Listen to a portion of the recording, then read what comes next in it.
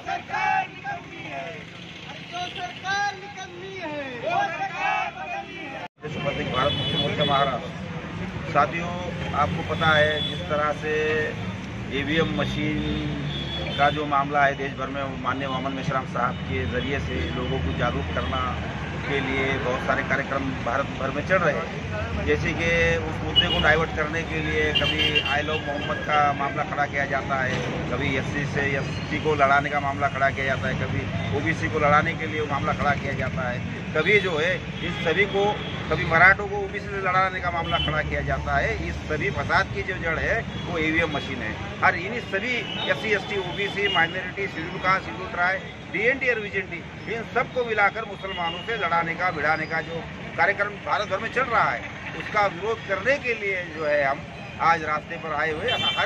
हर बार जो हमारे डीएनए के भाई पर जब भी एससी एसटी ओबीसी और माइनॉरिटी शेड्यूल कास्ट पर कोई अगर जुल्म होगा तो सबसे पहले मुसलमान भाई हमारा आगे रहेगा।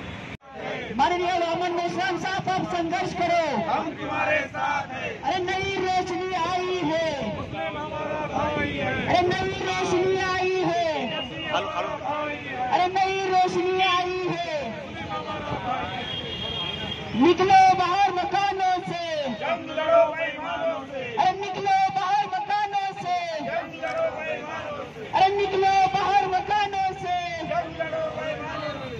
रोजी रोटी दे न सके वो सरकार निकम्मी है, अरे रोजी रोटी दे न सके, वो सरकार निकम्मी है, अरे रोजी रोटी दे न सके, वो सरकार निकम्मी है, जो सरकार निकम्मी है, वो सरकार बदलनी है, अरे जो सरकार निकम्मी है, वो सरकार बदलनी है, रोजी रोटी दे न सके, वो सरकार निकम्मी है, शिक्षा रोजगार दे न सके, वो सरकार निकम्मी है, जो सरकार निकम्मी है, वो सरकार बदलनी है, अरे जो सरकार निकम्मी है। वो सरकार बदलनी है।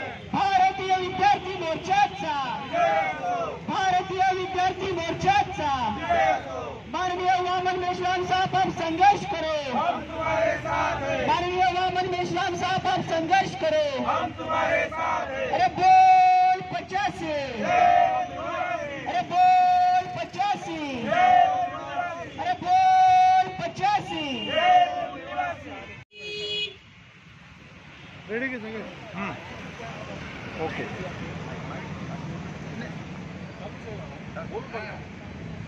जहार जयमल निवासी, माझं नाव जयशील कांबळे, भारतीय विद्यार्थी मोर्चा कार्यकारी प्रदेशाध्यक्ष महाराष्ट्र राज्य। सद्यस्थितीमध्ये संपूर्ण देशभरामध्ये बहुजन समाजाच्या हजारो समस्या निर्माण झालेल्या आहेत। SC ST OBC NT DNT minority या सर्वच गटातील लोक हे विद्रोह करत आहेत। आरएसएस बीजेपी काँग्रेस याच्या व्यवस्थेच्या विरोधामध्ये विद्रोह करत आहेत।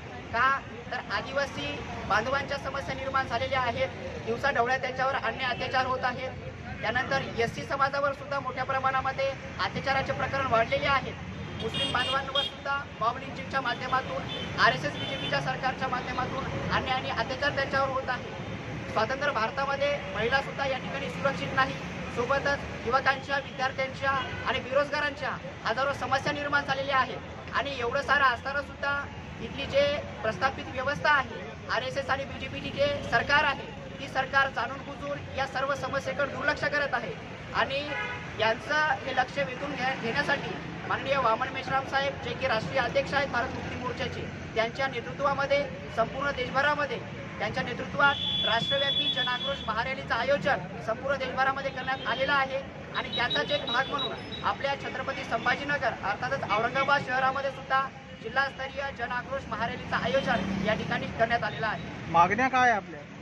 सद्यस्थितीमध्ये आमच्या ज्या मागण्या आहेत या आंदोलनाला घेऊन सगळ्यात पहिली तर मागणी आमची अशी आहे की सरकारच्या माध्यमातून आमच्या समस्येकडे जाणून बुजून दुर्लक्ष करत आहेत। का तर आमच्या मताची किंमत या ठिकाणी ईव्हीएमच्या माध्यमातून शून्य झालेली आहे। ईव्हीएम मशीनमध्ये घपलेबाजी करून आलेली हे काँग्रेसची आणि बीजेपीची सरकार आहे। त्यामुळे आमची पहिली मागणी आहे, सगळ्यात पहिले निवडणुकातून ईव्हीएम मशीन बाद केली पाहिजे। हा पहिला मुद्दा आहे। दुसरा महत्त्वाचा मुद्दा आहे, राष्ट्रीय मुद्दा आहे। हजारो वर्षांपासून जे मागासवर्गीय लोक आहेत, ज्यांना आपण ओबीसी म्हणतो, ओबीसी समाजाचा सर्वांगीण विकास जर करायचा असेल तर त्यांची जाती आधारित जनगणना होणं अत्यंत गरजेचं आहे। त्यामुळे ओबीसीचीच नाही तर संपूर्ण जाती समूहाची जाती आधारित जनगणना झाली पाहिजे।